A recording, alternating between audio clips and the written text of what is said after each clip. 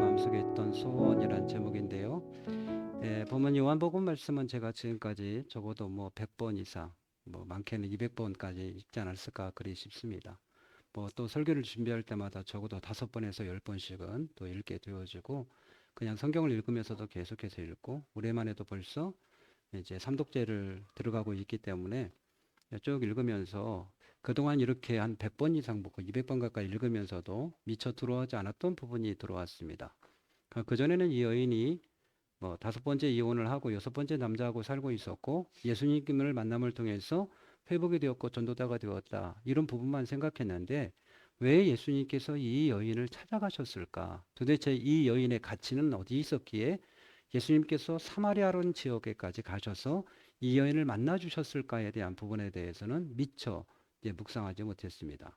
성경이 참 묘합니다. 수백 번 읽어도 안 보일 때는 또 안 보여요. 그러다가 또 읽다가 보면 전에 안 보였던 부분이 또 보이는 것이 성경이기 때문에, 이 성경을 몇십 번 읽었다 몇백 번 읽었다고 해서 자랑할 것이 못 된다, 네, 그리 싶습니다. 그래서 오늘 이 본문을 통해서 이 사마리아 지역에 있는 수가라고 하는 마을이 되겠습니다. 그래서 수가 지역의 여인 또는 사마리아 여인, 뭐 이렇게 이야기를 합니다만, 이 여인을 우리 예수님께서 만들어 주신 사건을 여러분과 함께 같이 나누고 싶습니다. 우리가 본문을 이해하기 위해서는 두 가지를 이해해야 되겠죠. 하나는 사마리아 지역이라고 하는 것을 이해를 해야 되고, 또 하나는 이 여인의 처한 형편을 우리가 이해할 필요가 있습니다. 사마리아 지역이라고 하는 것은 원래는 남이스라엘과 남유다와 북이스라엘로 갈라지게 되었죠. 그래서 남쪽의 유다는 예루살렘의 수도가 되었던 것이고, 북쪽의 이스라엘은 바로 사마리아 지역이 수도가 되었던 겁니다. 그래서 이 수도가 되었는데 먼저 어느 쪽이 망했을까요? 이스라엘 지역이 722년경에 아수르에 의해서 망하게 되어집니다. 그리고 아수르 정책은 독특한 정책을 폈습니다. 이 나라가 다시 재건할 수 없도록 혼합을 시켜버리는 그러한 이 전략을 썼습니다. 그래서 사마리아 지역에 있었던 주민들을 많은 숫자를 다른 나라로, 다른 지역으로 이주를 시켜버렸고요. 또 다른 민족들을 사마리아 성에 데리고 와서 정착을 시켜버렸습니다. 어떤 일이 벌어지게 될까요? 서로가 결혼을 하면서 이들의 혼혈이 생기게 되겠죠. 그럼 이스라엘 백성들에게서 가장 중요시 여기는 건 뭡니까? 그것은 우리는 하나님의 선택받은 백성이다, 아브라함의 자손이다 라고 하는 이 아이덴티티가 굉장히 강한 건데, 이것을 갖다가 결국은 없애버렸습니다. 그래, 남유다 사람들이 볼 때는 이들은 이방 사람과 같은, 동물과 같은, 개와 같은 그런 족속으로 여기게 되었고요. 여행을 하더라도 사마리아 쪽으로는 가지 않고 빈 돌아서 가게 되어져요. 사마리아는 굉장히, 이건 이스라엘 백성들이 볼 때는 아주 아주 좋지 못한 지역, 그리고 그곳에 살고 있는 사람은 개와 같은 그렇게 형편없는 사람으로 생각하고 있던 지역이 사마리아 지역이라고 하는 거죠. 그곳에 예수님께서 들어가셨다고 하는 것은 굉장히 충격적인 일이 아닐 수 없고, 예수님께서 이 여인에게 나에게 물을 좀 달라라고 얘기했을 때, 왜 저에게 당신이 유대 사람인데 물을 달라고 하십니까? 라고 이야기한 것도 그럴 수 있는 게 아니거든요. 그러니까 유대 사람, 그 이스라엘 사람들이 사마리아 사람들에게 말을 걸자. 왜냐하면 이들은 부정한 사람들이기 때문에 결코 같이 할 수 없는 사람이다, 그렇게 생각하고 있었기 때문에 사마리아로 들어가는 것 자체가 이해가 되지 않는 것이죠. 두 번째는 이 사마리아 여인의 형편을 여러분도 잘 알고 계실 거예요. 이 사람은 당시 이렇게 결혼 제도가 발달해 있는 것도 아니고, 지금도 여러분 5번 이혼했다? 6번째 남자하고 결혼도 하지 않고 동거하고 있다? 그렇게 생각한다고 한다면 우리는 그 여자에 대해서 어떻게 생각하겠습니까?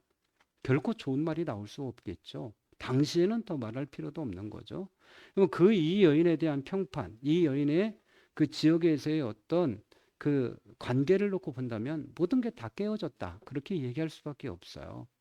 보통 물을 길러 갈 때는 이른 아침이든지 해가 진녘이든지 그때 우물로 물을 길러 가는 것이지, 이렇게 사막 지역, 그죠? 광야 지역인 이 지역에서 한낮 12시에 물동이를 이고 물을 길러 가는 경우는 없는 거예요. 그런데 이 여인은 아무도 없는 그 시간에 물동이를 이고 걸어갔다. 그 우물을 길러 갔다라고 하는 것을 볼 때에, 그들은 사람들과 원만한 관계를 맺지 못한, 인간관계가 파탄난 상태다라고 이야기할 수 있는 상황이라고 하는 것이죠. 그런데 중요한 건 왜 예수님께서 사마리아 지역에, 그것도 인간관계라든지 자신의 삶이 파탄난 이 여인을 만나러 가셨을까라고 하는 것에 우리가 의문을 가질 수밖에 없습니다.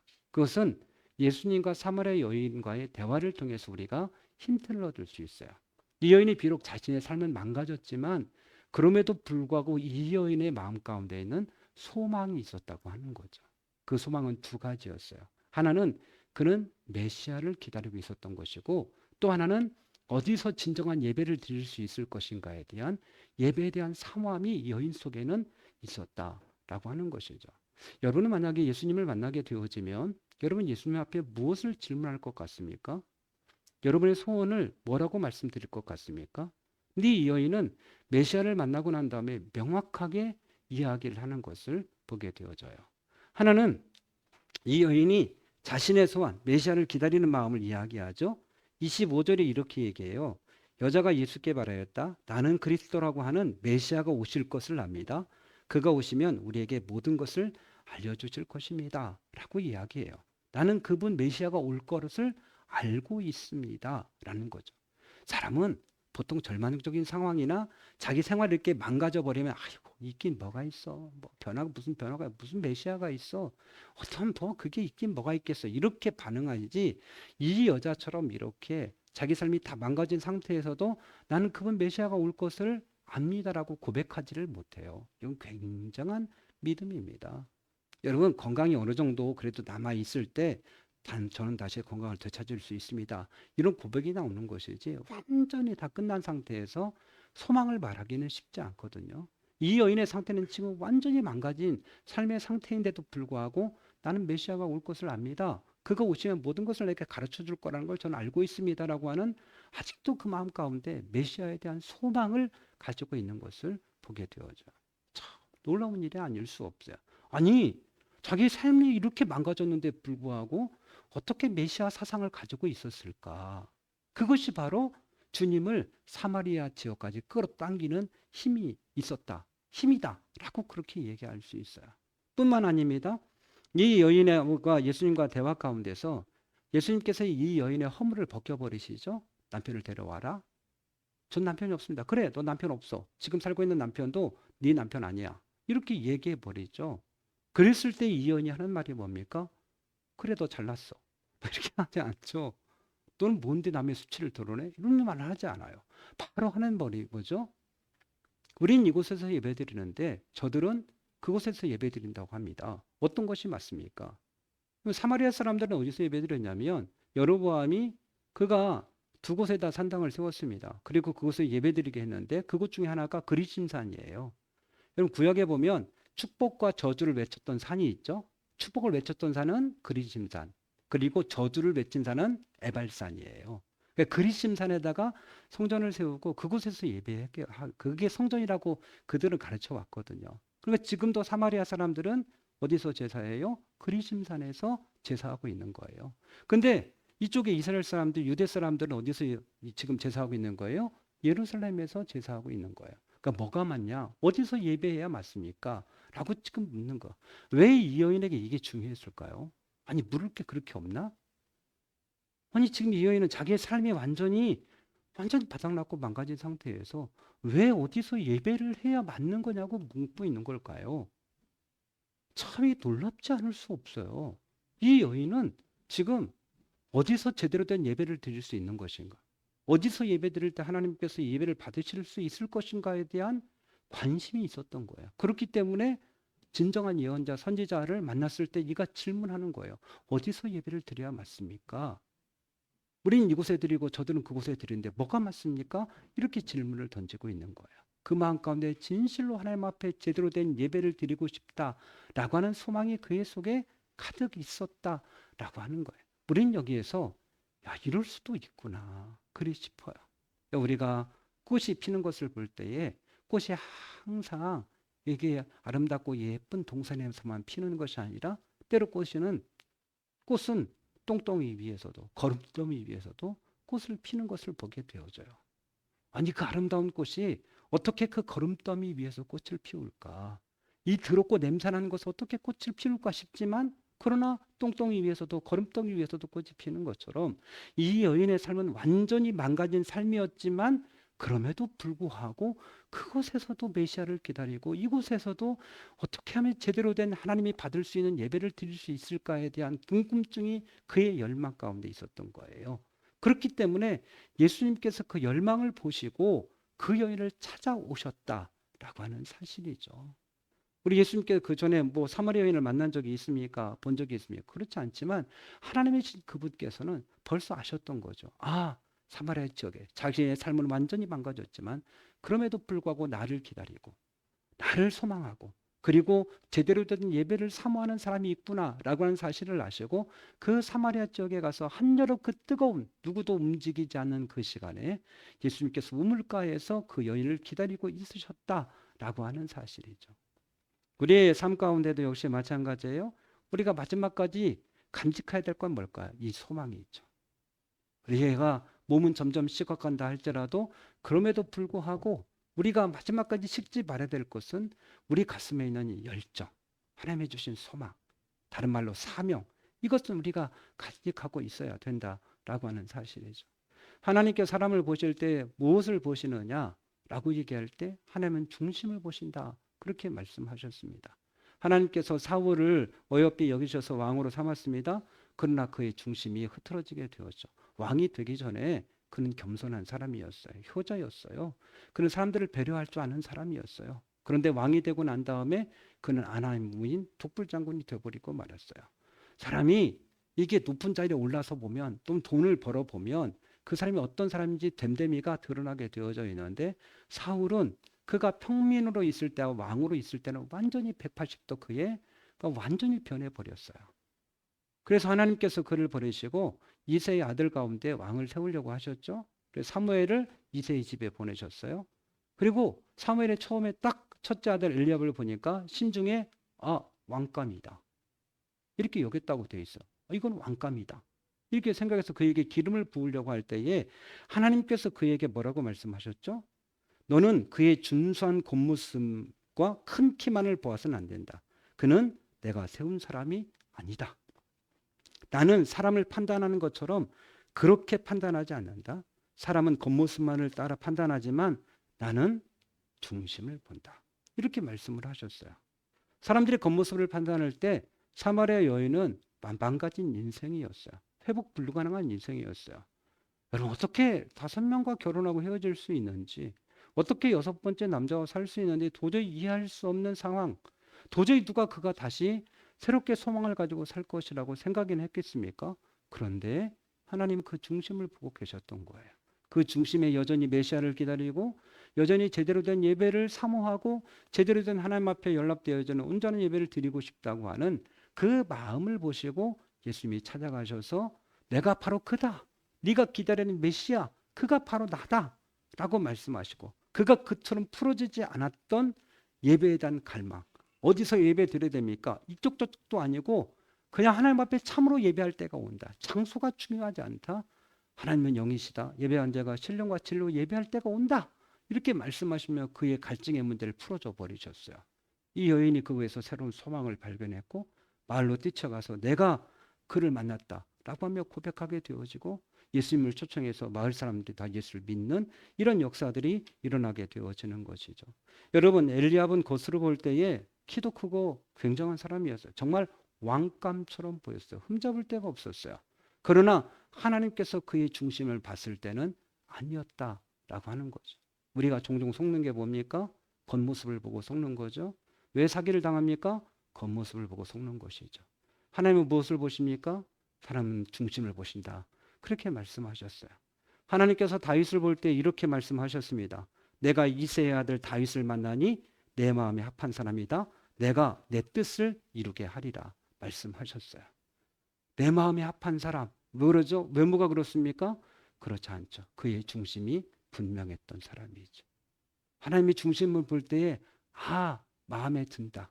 이게 확실했던 사람이었다는 것이죠. 예수님께서 항상 사람의 중심을 보시고 판단하고 평가하셨죠. 제자를 나중에 되었습니다만 나다넬을 볼 때 뭐라고 말씀하셨습니까? 이는 참 일을 할 사람이다. 저의 속에 거짓이 없도다. 이렇게 말씀하셔요. 나다니엘이 깜짝 놀라요. 언제 저를 보셨습니까? 이렇게요. 나다니엘 본인도 확신했던 거예요. 내 속엔 거짓이 없다는 걸 본인도 알고 있었어요. 예수님께서 그 부분을 정확하게 찌르니까 아니 어떻게 달라하십니까? 깜짝 놀라는 거예요. 이 정도로 예수님께서 중심을 다 살펴보고 계신다라고 하는 것입니다. 여러분 하나님께서 우리 가운데 관심 있는 것은 정말 무엇일까요? 그건 우리가 어떤 생각을 품고 있느냐 이게 중요하다라는 거죠. 하나님은 이것을 주목하고 계신다라고 하는 거예요. 우리의 가치를 어디에 두고 있느냐 그 사람이 정말 가장 중요하게 여기고 가장 중요하게 생각하는 것이 과연 무엇인가 그것에 대해서 우리 주님은 관심을 기울이고 계시다라고 하는 거예요. 우리들이 아이들을 키워보면 아이들이 중요하게 생각하는 것들 뻔하지 않습니까? 자기 가정은 장난감 이런 거에 막 집착하게 되어지죠. 굉장히 집착해요. 조금 더 사람들이 크면 자기가 가진 자동차 엄청 집착하죠. 그렇죠? 우리나라처럼 자동차를 이렇게 소중하게 생각하는 사람들은 없을걸요. 이렇게 범퍼에 조금만 줄이 가도 범퍼를 갈아버려요. 그걸 도색하면 색깔이 뭐 다르잖아요. 뭐 그러면서 아예 범퍼를 갈아버리는 민족이에요. 이렇게 차를 정말 아끼고 소중하게 생각하는 사람 없을 정도예요. 여러분 조금 더 이게 나이가 들면서 자기 집을 얼마나 소중하게 가꾸고 그냥 꽃 심고 이러면서 얼마나 가꾸려고 노력합니까? 나이가 점점 들어가면서 보면 다 헛된 것이라는 걸 깨닫죠. 저는 죽을 얼마 앞에 남겨두지 않은 분들을 보게 되어져요. 요양원에 가서 보면 그 자유롭게 움직이지 못하도록 침대 양쪽에다 묶어놔요. 그에게는 아예 바닥에 아예 신발조차도 없어요. 그분에게는 그저 자기 옷은 하나도 없는 거예요. 그냥 그곳에서 입혀준 환자복 그게 하나가 전부인 거예요. 매일 그것도 간호사가 와서 갈아입혀주면 그게 자기 옷이 되는 거고 아무것도 가진 게 없어요. 그걸 보면서 인간의 가치가 뭘까? 뭐가 소중한 걸까? 이분에게 가장 지금 중요한 게 무엇일까? 이런 생각들을 하게 되는 거죠. 우리가 늘 이야기를 나눕니다만 어느 시점까지는 굉장히 중요한 게 많아집니다. 그죠? 이것도 필요하고 저것도 필요하고 옷도 더 많이 필요하지만 어느 시점이 지나면서는 다 필요 없게 되어져요. 저는 농민들이 이렇게 돌아가시면 안타까운 것은 그가 그렇게 애지중지하게 여겼던 모든 것들을 다 고물상에 넘겨버린다는 거예요. 트랙터도 팔아버리고 경운기도 팔아버리고 그저 그냥 농약 분무기도 그냥 저렴한 가격에 주어버리고 아무것도 없이 전체를 다 태워버리고 자식들이 간직하는 건 그냥 어머니 아버지 사진 한 장 떨렁 걸어놓고 그게 전부다라고 하는 거예요. 그렇게 소중하게 평생 동안 모으고 모았던 것들이 아무것도 필요 없게 되어져 버리는 거예요. 저 어제도 저희 시골집에 어머니 뵙고 왔습니다. 가서 보니까 경운기 집에 경운기가 아직 그냥 있는 거예요. 마음이 짠하더라고요. 저희 아버님이 오래 쓰셨던 건데 이건 팔아도 고물값도 안 나오는 거예요. 그냥 골동품처럼 경운기가 그냥 그대로 아버님 돌아가신 후에 한 번도 시동 걸 일도 없고 쓸 일도 없고 그냥 그 자리에 받쳐져 있는 거예요. 이걸 정리하자고 해야 되나? 그냥 이대로 아버님 유품으로 남겨둬야 되나?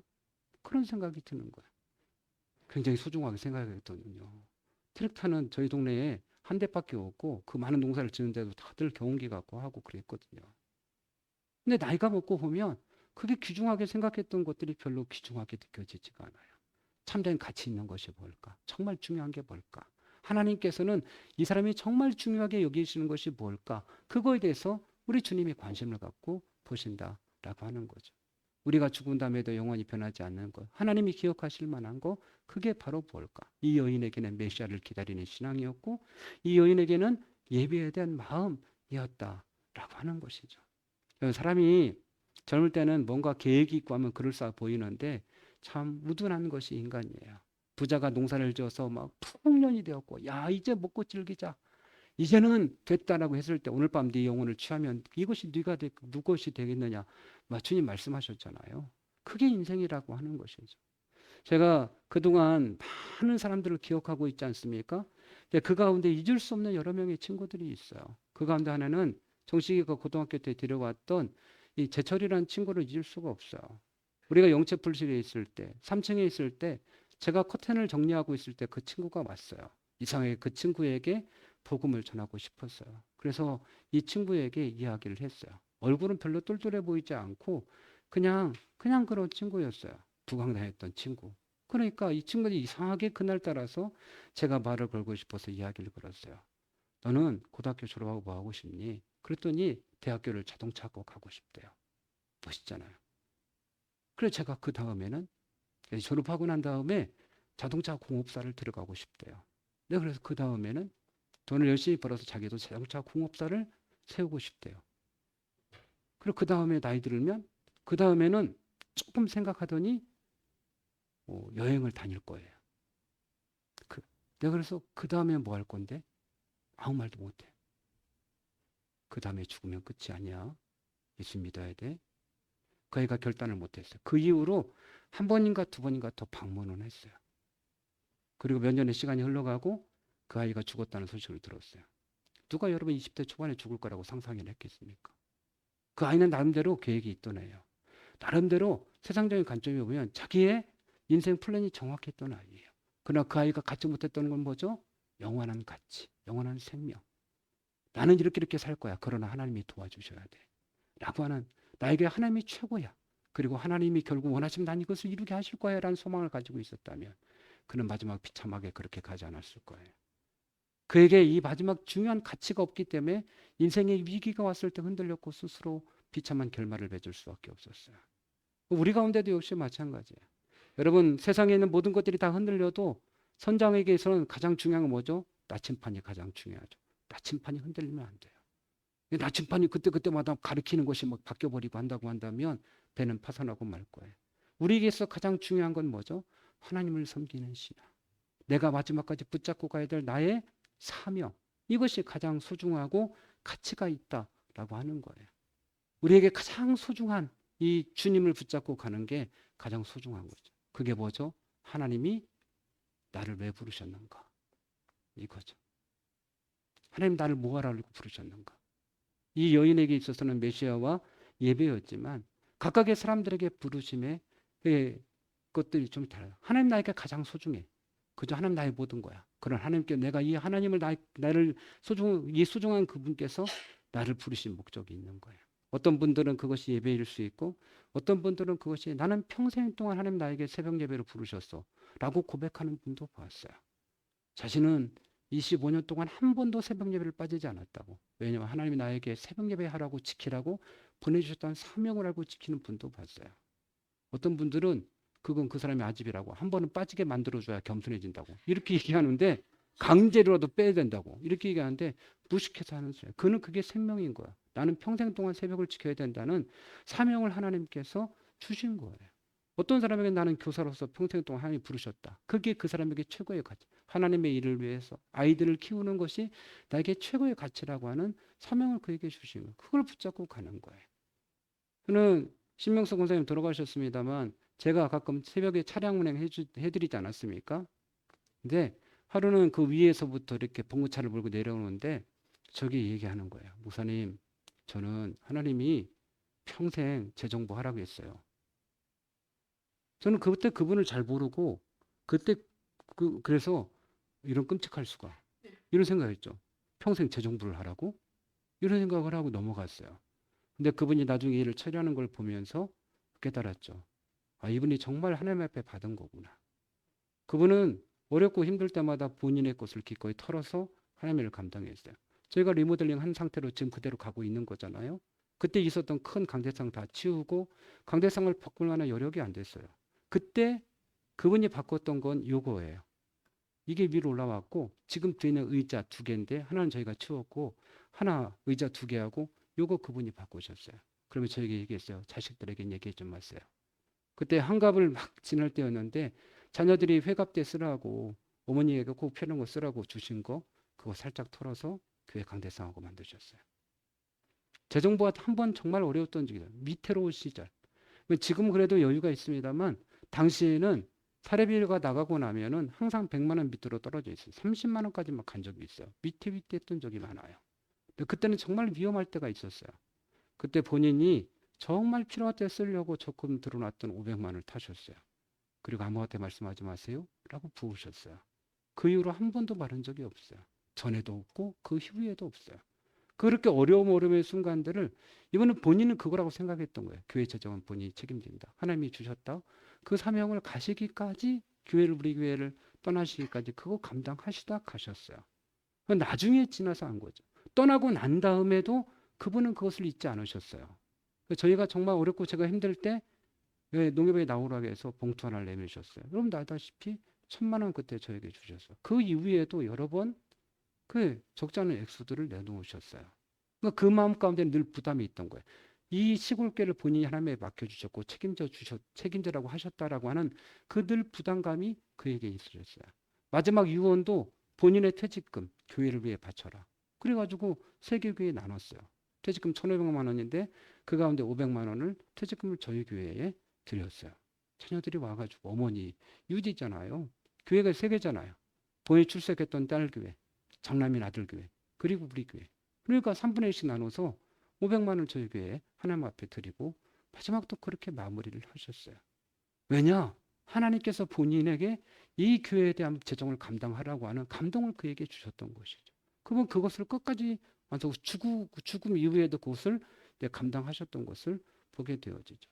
어떤 분들에게 하나님께서 나에게 기도하라는 그 마음을 주시고 그걸 평생 동안 붙들고 가기를 원하시는 거죠. 어떤 사람에게 나에게 하나님께서 이 교회와 평생 동안 함께하라고 그런 사명감을 주시는 거예요. 근데 이게 뭐냐면 이런 마음이 없으면 흔들리게 되어져 있어요. 내가 무엇을 해야 될지 하나님 나에게 주신 건 무엇인지에 대해서 모르게 되어지면 힘들고 어려울 때마다 흔들리게 되어져 있는 거예요.